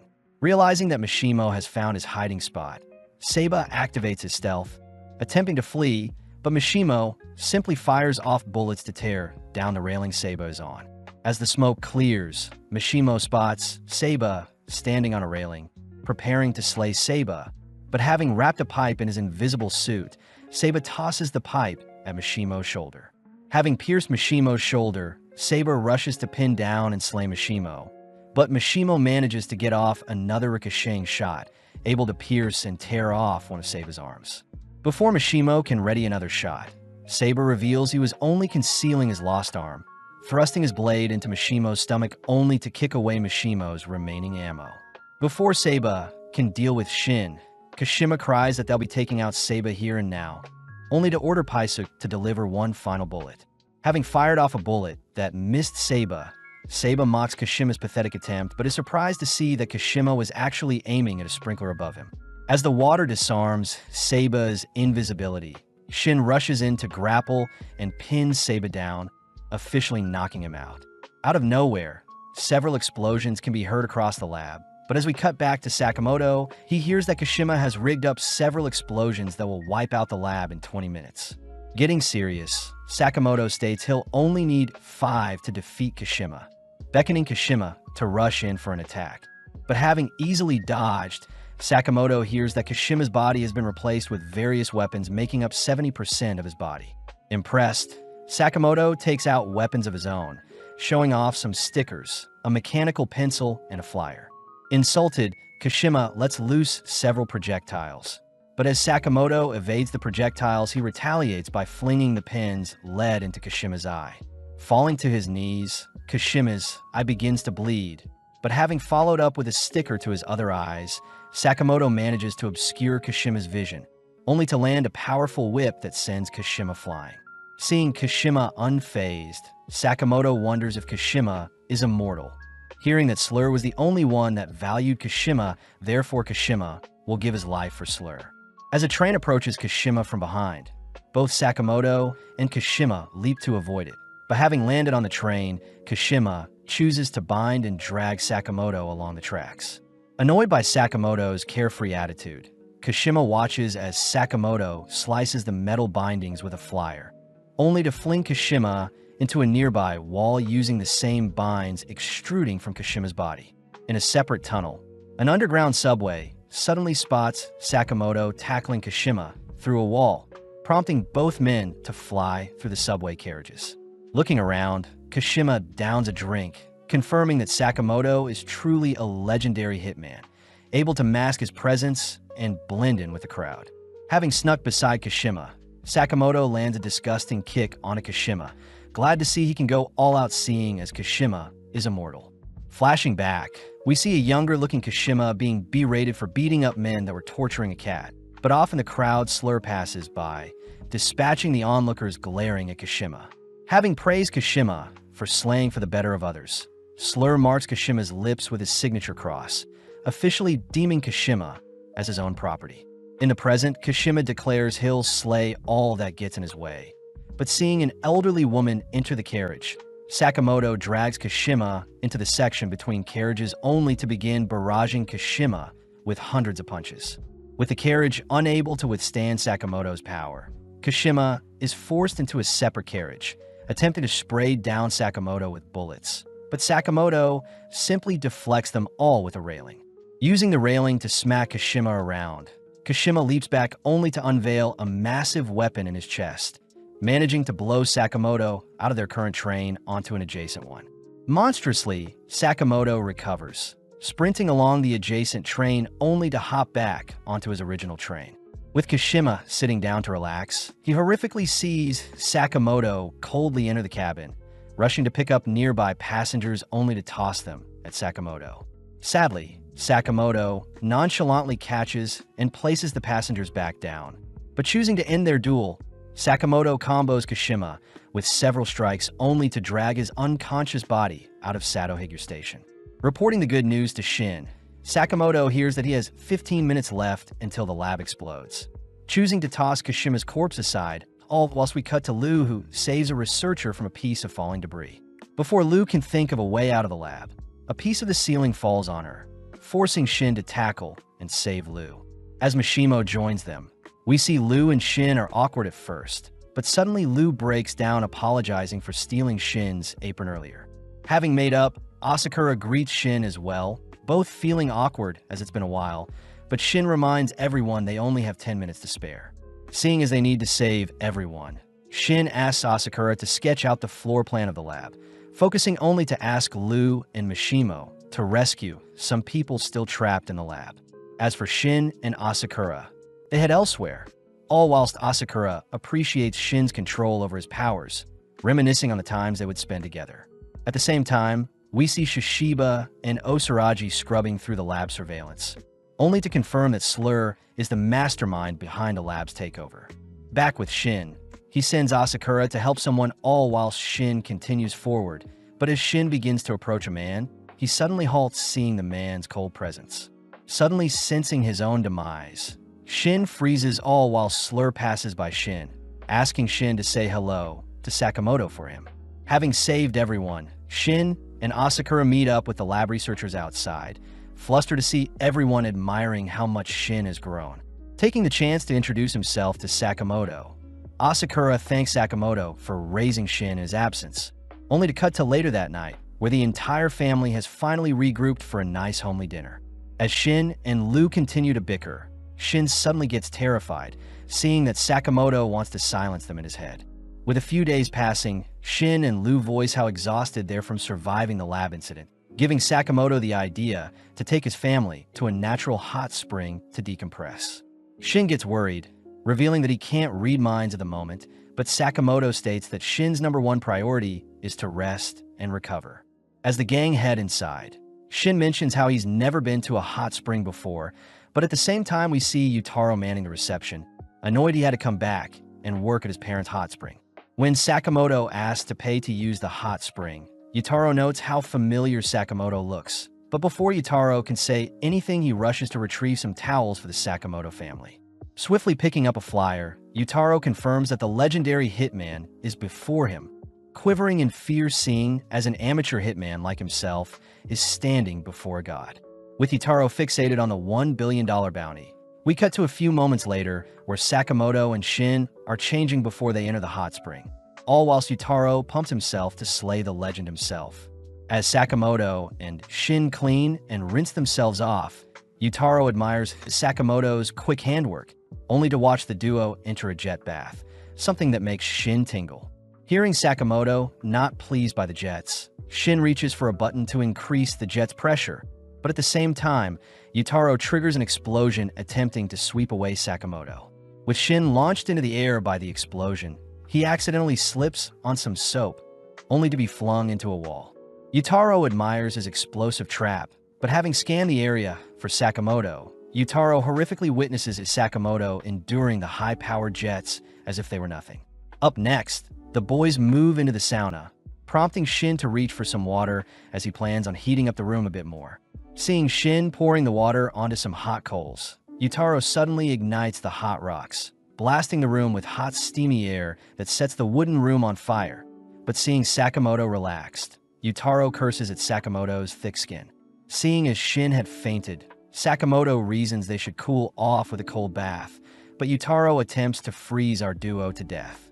Having failed, Yutaro catches our duo enjoying a shower, blasting them with some torrential downfall, only to repeat the cycle of burning and freezing them. But nothing affects Sakamoto. Retrieving Shin, Sakamoto returns to the girls, placing Shin in a massage chair only to purchase some ice cream. Off to the side, Yutaro is pissed that none of his tricks had fazed Sakamoto, but as Hana asks to play some ping pong, we see Lu impressing Sakamoto with her swift paddle skills. Yutaro thinks about how he doesn't want to take over his parents' bathhouse when he grows up, having gotten into many arguments with his father where he ends up storming off, but having failed as a hitman, Yutaro eventually gave in. At that moment, Yakin and Manshin begin laughing at Yutaro for always talking big, but wound up returning to work for his family's bathhouse. When Yutaro tries standing up for himself, Yakin slaps Yutaro to the ground, pinning him down only to begin mocking Yutaro's pathetic state.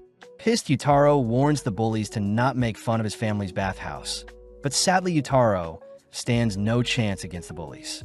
Having heard everything, Sakamoto chooses to hit the ping pong ball towards Yakin, blasting him away from Yutaro only to fall unconscious by the impact with the floor.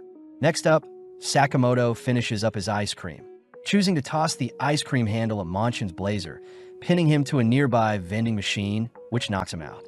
Grateful for Sakamoto's help, Yutaro realizes Sakamoto knew all along about his assassination attempts.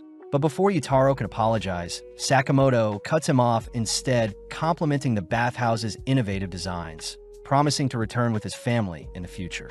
Blessed to have been praised by the legend himself, Yutaro chooses to phone his father, finally agreeing to take over the family business and run the bathhouse. Elsewhere, we see several mysterious figures arriving in Japan, all dead set on retrieving a specific girl. At the same time, we follow Sakamoto eating out with Shin and Lu, who both play a guessing game to decide who pays for the meal. Sadly, Shin loses. Lu laments how she rarely visits family diners since her family would often serve her gourmet meals at home, but Lu couldn't be more happy with her laid-back life as it is. But out of nowhere, two men raise their guns at Shin and Sakamoto, with one of the men firing a bullet at Sakamoto's skull. Sakamoto swiftly blocks the bullet with his fork, dragging and slamming him onto the table, all while Shin knocks out his attacker. Needing a drink, Sakamoto orders a melon soda, but Wutong Lu mocks Sakamoto for his poor choice in drink, surprising Lu as she recognizes Wutong's voice. Surprised to see a member of her clan alive, Wutong reveals that their clan is in need of a leader, advising Lu to stay away from the life of a barbaric hitman, but Lu refuses to rejoin their family mafia. Seeing Lu up in clothes, Wutong explodes with a bloody nose, flustered over how cute Lu is. But Lu utters that since she was young, Wutong would always follow her around, supposedly taking on the role of advisor to her family. Reading Wutong's mind, Shin is freaked out by how creepy Wutong is, but upon hearing that Lu refuses to return to the Lu clan, Wutong declares Sakamoto his sworn enemy. Wutong states he wants to fight over who gets Lu, offering up information on who placed the 1 billion bounty on Sakamoto's head. But without a moment's thought, both Shin and Sakamoto call off the duel, seeing as they can get that information themselves. Seeing an opportunity to pay Sakamoto back, Lu agrees to Wutong's offer, all following Wutong as we cut to later that night, where Wutong leads our trio underground. Entering a room, Wutong orders Shin and Sakamoto to get changed, giving the boys nicely fitted suits, all whilst Lu dons an elegant dress. Entering another room, Wutong introduces our trio to an underground casino, declaring that no physical fight will be needed as he hands Sakamoto 30 million yen to start off with, and the winner of their duel will be the one with the greater amount when they return. Setting a timer of 2 hours, Wutong heads off, all while Sakamoto reassures Lu that they have Shin to give them an advantage. Hearing that Sakamoto and Shin have never gambled before, Lu begins to get stressed, especially since Wutong himself is quite smart. But out of nowhere, an audience forms around Wutong, seeing as he's tripled his 30 million yen in mere moments, pumping the boys up as they refuse to lose.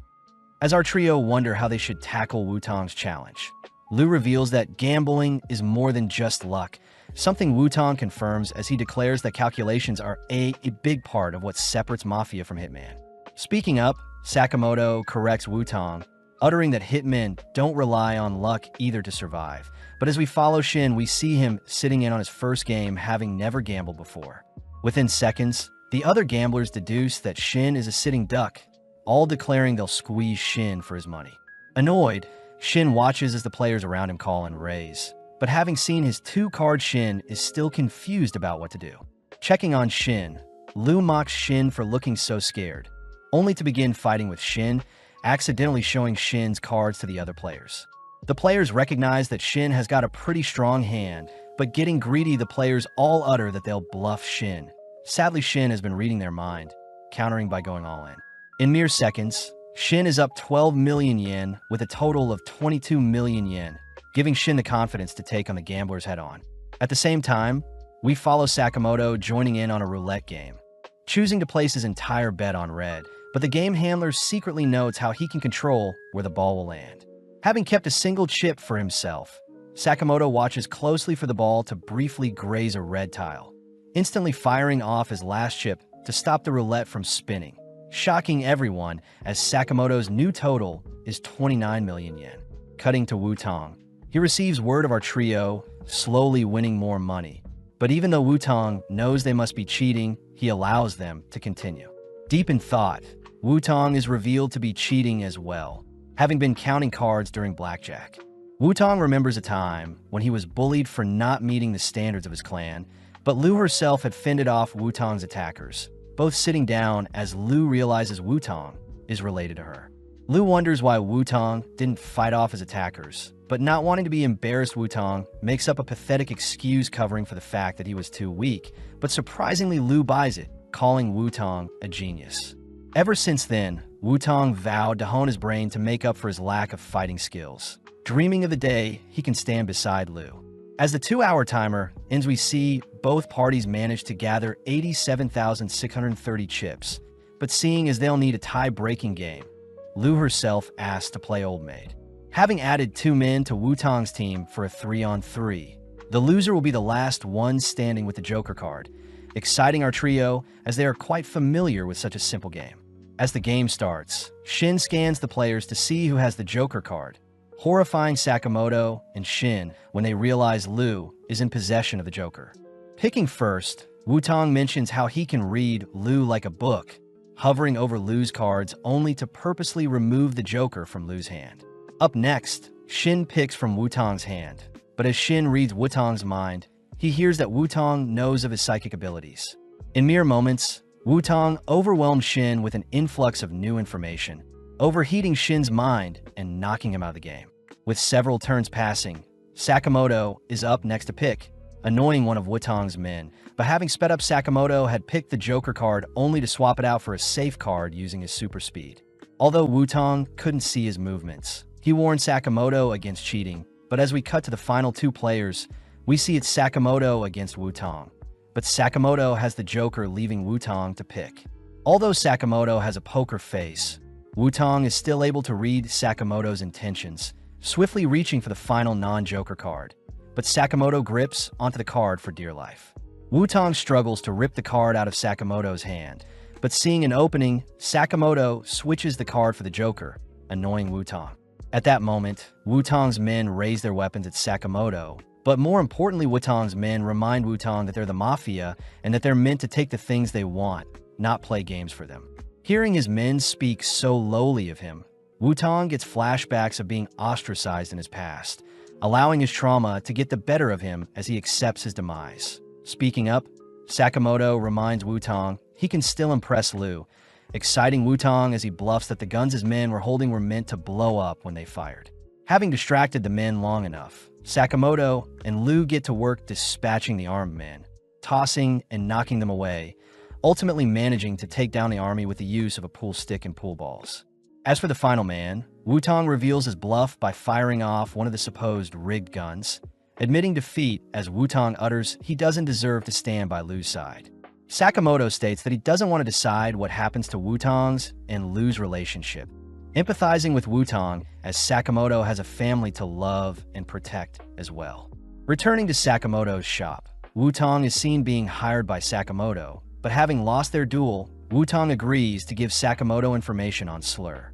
Our trio utter that they already knew it had something to do with Slur, but Wu-Tang adds that a prison in Southeast Asia reported murders of inmates on death row, all having their faces burn off with Slur's signature marking left in the aftermath. Shin wonders why Slur would attack a random prison, but Wu-Tang mentions how similar cases have been reported in Japan, one where the victim had holes placed in their body, one where the victim had all his flesh removed, another where the victim was dismembered, and a final one where the victim was compressed into a ball. With Lu disgusted, Shin asks what this has to do with Slur, but Wu-Tang suspects that the 4 inmates must have faked their deaths and escaped into Japan. Elsewhere, we follow the 4 escaped inmates. Dump, who has racked up 180 kills, Saw, who has 64 kills, Apart, who has 206 kills, and finally Minimalist, who has 370 kills. As the gang waits for a messenger, we see Minimalist compressing a burger into a ball only to devour it, but out of nowhere Kashima appears only to hand the gang a list of people he wants eliminated. Scanning the list, the inmates mock Sakamoto as being a possible threat, but Kashima warns the inmates not to underestimate anyone on their hit list. Pissed that Kashima is looking down on them, Minimalist crushes up his table only to declare they'll wrap things up in a month, but as they leave the scene, Kashima acknowledges the inmates as pure evil. At night, Wu-Tang asks our trio to leave the country immediately, but instead our trio begin making plans to deal with the dangerous inmates who are running amok in their country, reminding Wu-Tang that leaving the inmates alone is the opposite of what is right. In a strange-looking building, we follow a man fleeing for his life, but having tripped over a corpse, the man watches as Dump appears before him. Dump says the man is cute, closing the distance to embrace him, but her excitement causes her to slay the man. At the same time, we see Apart shredding a fellow hitman, nonchalantly organizing the pieces of the man's body, only to help the man organize his film collection. Minimalist is seen crushing those who get in his way, yearning for the day he'll get to face off against a S-rank hitman.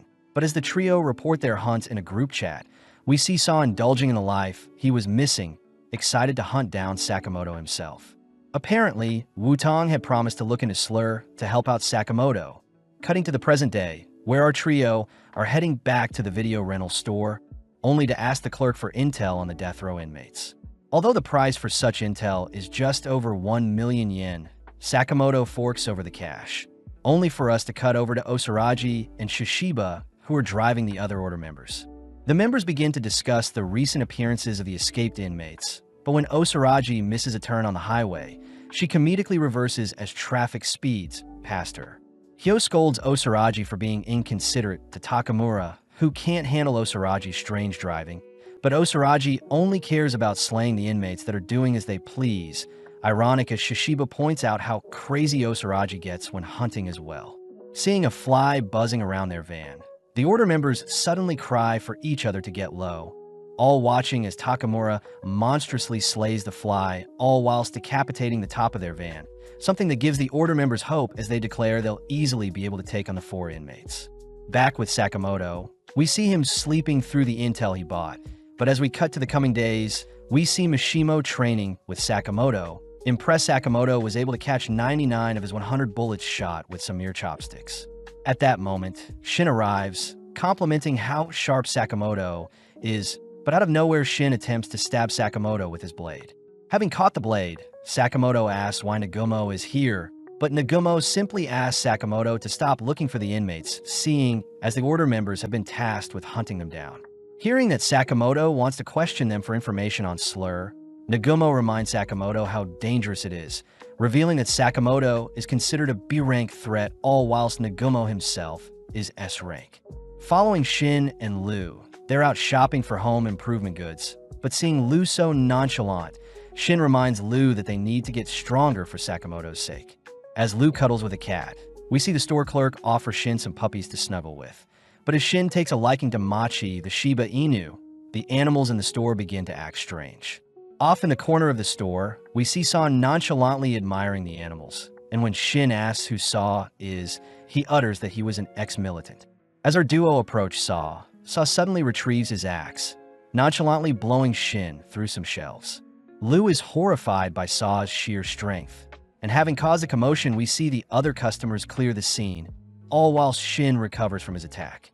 Saw is impressed Shin wasn't cut in two by his axe, surprised Shin had blocked his slash with a crowbar. But regardless, Saw isn't too worried seeing as Shin is a D-rank hitman, whilst Liu is a C-rank.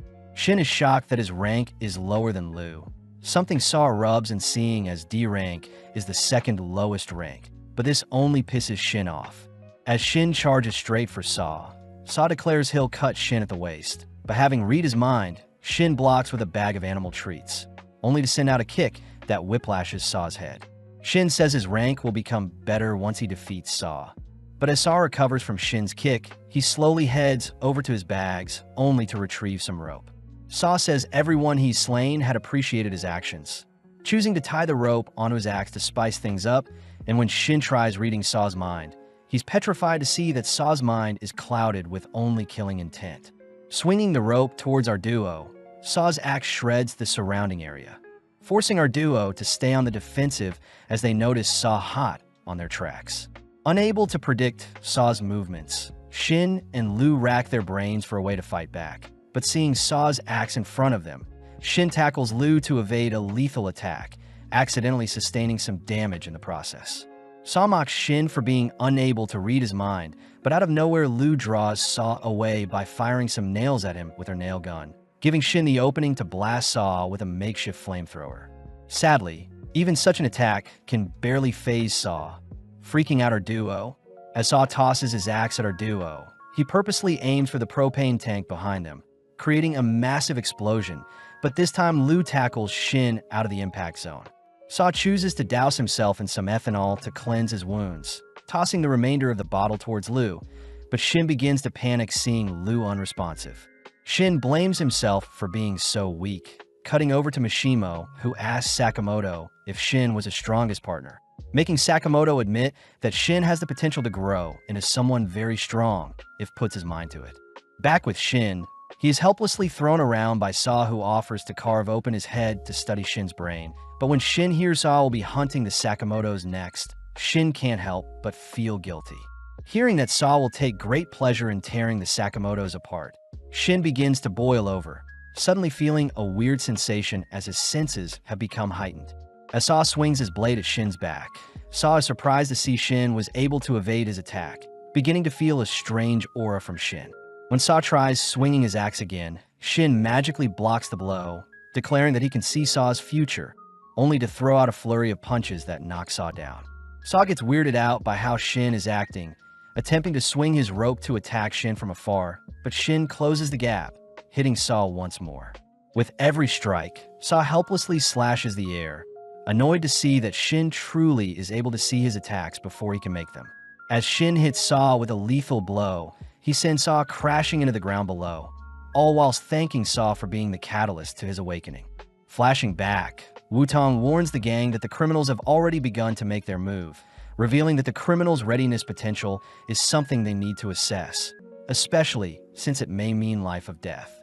In the present, we see Shin rushing in for the final blow, but before Shin can finish Saw off, he suddenly loses control of his body. Having fatigued due to his new skill, Shin allows Saw to bind him and pull him towards his blade, but when Saw looks to capitalize, Liu appears, knocking Saw aside. Shin is weirded out to see Liu so serious, but upon discovering a bottle of opened ethanol, Shin realizes Liu must have drank it to enter into her drunken state. Saw admits he wasn't expecting such lowly hitmen to give him such trouble, but the drunken Liu declares her mafia fighting style will shock Saw. Saw starts off by swinging his axe towards Liu, but this time Liu heads towards the eye of the storm, taking a hold of the rope only to swing Saw's axe back onto himself.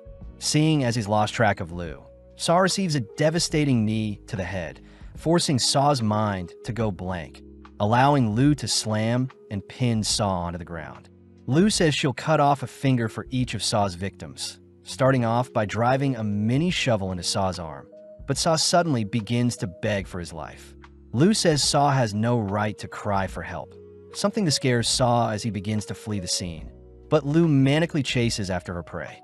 Saw says he wants to live so he can slay more people, but having read his mind, Shin intercepts and hammers Saw with a steel ladder, officially knocking Saw out. Cutting over to a temple, we see Shishiba and Osaraji enjoying a meal, both upset that one of the 4 inmates have been taken out already. Suddenly, they receive a call from Nagumo, who says he has found his target, reminding the pair that they can assist him if they want. Getting excited, Osaraji stuffs herself with as much food as she can, offering up the remainder to Shishiba only to run off towards her assigned destination. Back with Shin and Liu, we see they've both knocked out, giving Saw the perfect chance to escape his binds. Saw chooses to frantically board a taxi, threatening the driver to take him to the airport, but as Saw enters the taxi, he realizes that Hyo had been waiting in the back all along. With blood splatters filling the taxi, we cut back to Liu and Shin, who panic upon realizing that Saw had escaped, but sadly they can barely move, having sustained too much damage. Right on cue, the JAA's cleanup crew appear, announcing that Saw is dead.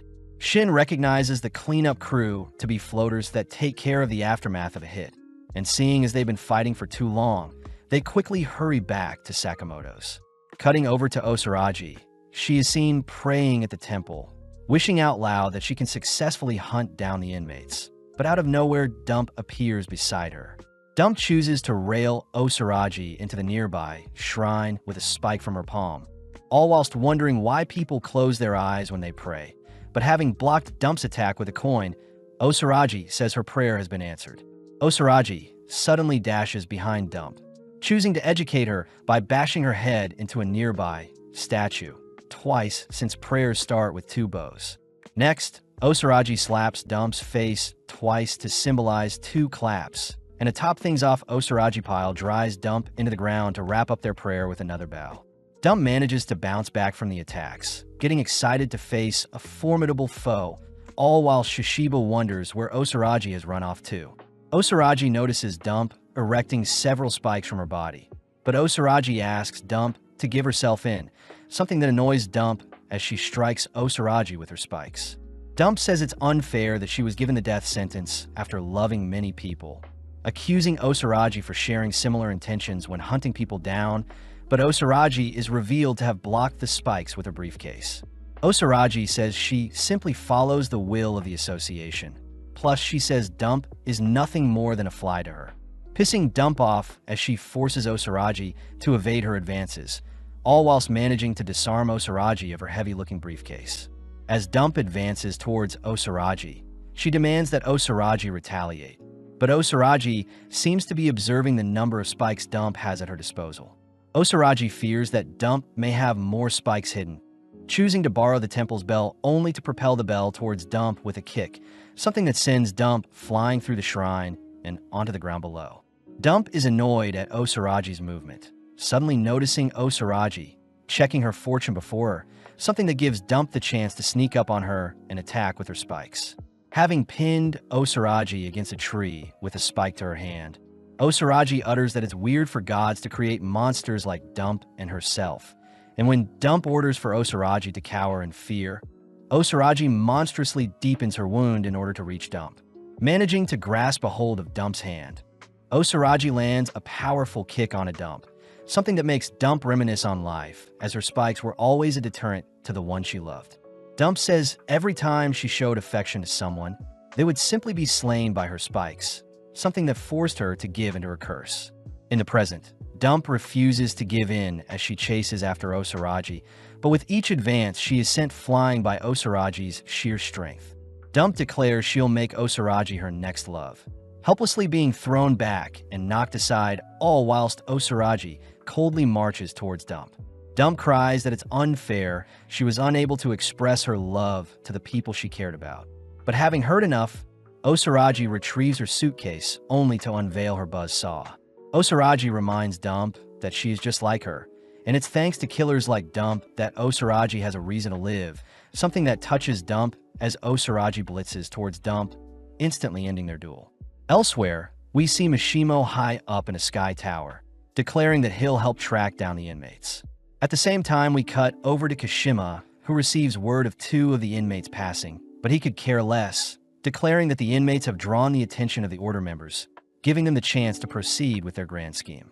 In his room, Kashima is suddenly caught off guard by a part who had been waiting for him, demanding to know what Kashima's greater schemes are. Kashima tries brushing off the question, a little pissed that a part is turning on him, but a part says he'll live his life how he sees fit, suddenly dicing up Kashima's body. As a part leaves, Kashima is annoyed that a part has gone rogue on them, swiftly apologizing to X for his miscalculation, but X reassures Kashima that such a misstep is fine. Elsewhere, we follow Minimalist entering Sakamoto's store, all whilst Aoi is seen manning the counter. As Minimalist approaches the counter, Aoi asks how she can help him. Back with Sakamoto, we see he has brought Shin to Granny Mia for some acupuncture to help recover from his fight with Saw. Mia was surprised to see how big Sakamoto has gotten. A little annoyed she has to work on Shin, but Sakamoto says Mia was the only one that could help Shin, having been granted the title of Hand of God by all hitmen with the ability to heal almost any wound. Mia says Shin needs to keep the acupuncture pins in the whole day, and based on her analysis, Shin can use his new power for 5 minutes max each day. As for Lu, Mia served her some miso soup to help cleanse the alcohol from her body, only for Mia to offer to give Sakamoto a checkup. With Mia sifting through Sakamoto's body, she says it's surprising to see Sakamoto working as a team, but she warns Sakamoto to not seek revenge as she can sense anger emanating from Sakamoto's body. Mia utters that Sakamoto is only 30% as strong as he used to be, a sad revelation seeing as Nagumo is stronger than Sakamoto whilst he is still so big. With Sakamoto refusing to let anyone else get hurt, he begins to leave, but Mia strikes his tandem point on his stomach, ultimately finishing her checkup on Sakamoto. As Sakamoto leaves Mia to deal with Shin and Lu, we cut back to Minimalist interrogating Aoi for Sakamoto's whereabouts, but she says Sakamoto is currently at the physical therapist. Pissed, Minimalist crushes the till in front of them, but Aoi doesn't seem frightened at all. Ripping apart the checkout counter, Minimalist begins to strangle Aoi, but before he can harm Aoi, she throws out a punch that dislocates Minimalist's lead arm. Following up, Aoi stabs Minimalist in the neck, dropping him. Revealed to be Nagumo disguised as Aoi, Nagumo says Minimalist is lucky since he was using a toy knife, but as Minimalist prepares to brawl with Nagumo, Nagumo suddenly appears behind him, raising his knife to Minimalist's neck. With Minimalist leaping away, we learn that Nagumo is returning a favor and has been tasked with protecting Aoi and Hana while Sakamoto is out, only to show off a strange suitcase. Cutting over to Mishimo, we see him up in a sky tower, barely able to locate Apart on the ground, all whilst Apart seems to be trying to make friends with strangers. Before Apart can harm anyone, Mishimo takes aim and fires a bullet at Apart, but monstrously Apart blocks the projectile with the wires he has wrapped around his palm. In an instant, Apart ascends the sky tower using his wire, only to smash onto the floor Mishimo is in. Before Mishimo can fire any more shots, Apart slices up his rifle, leaving Mishimo completely defenseless. As Apart struts towards Mishimo, he chooses to bind Mishimo up with his wires, preparing to reveal Mishimo's insides. Right on cue, the elevator stops on their floor, only to reveal Sakamoto, who hits Apart with a devastating punch to blow him away. It's revealed that Mishimo had fired a shot at Sakamoto to signal for help.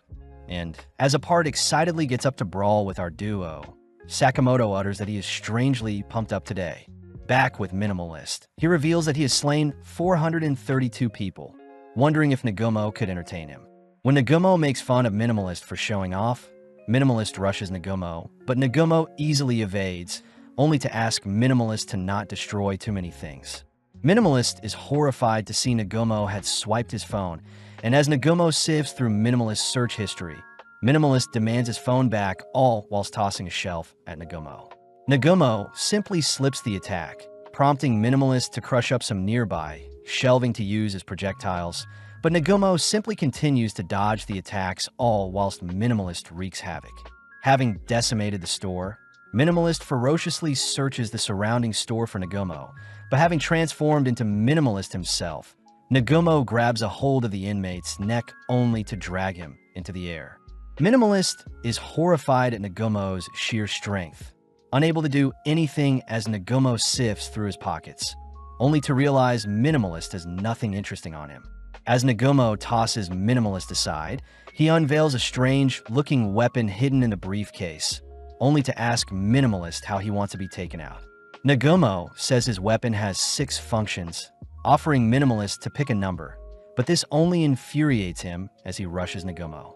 Allowing a dice to decide Minimalist's fate, the dice magically shows a 3 in Minimalist's mouth, and within an instant Nagumo lobs off the inmate's head, having used a giant can-opener-like weapon to slay his target. Back with Sakamoto, we see Apart giving him a hard time, especially since Sakamoto can't lose the weight he has put on, wondering what Mia did to him. As Apart swings around and binds Sakamoto with his wires, Apart tries ripping off Sakamoto's leg, but is unable to cut through, ultimately dragging Sakamoto towards him instead. Sakamoto borrows a nearby statue and tries puncturing Apart, but Apart easily nullifies the attack, only to rush toward the display stand to help tidy it up. Seeing Apart distracted, Sakamoto uses the chance to exercise to try to slim down, but even after an intense session, nothing changes. With Apart rushing to bind Sakamoto, he simply slips out of the wires wrapped around him, saddened to see he has no weapons at his disposal, but strangely his body feels good today. Back with Mia, she utters that Sakamoto's big body and his retirement have definitely dampened his true abilities, declaring that Sakamoto should learn to fight in his new bigger body and not rely on a slimmer one all the time. As Apart fires his wires at Sakamoto, we see Sakamoto dodging them easily, only to be called out by Apart for being a sloppy person. Sakamoto takes note of his slippers that have fallen apart, cutting back to Mia, who scolds Sakamoto for never changing, and that slimming down when he needs to shouldn't be his only solution to deal with his enemies.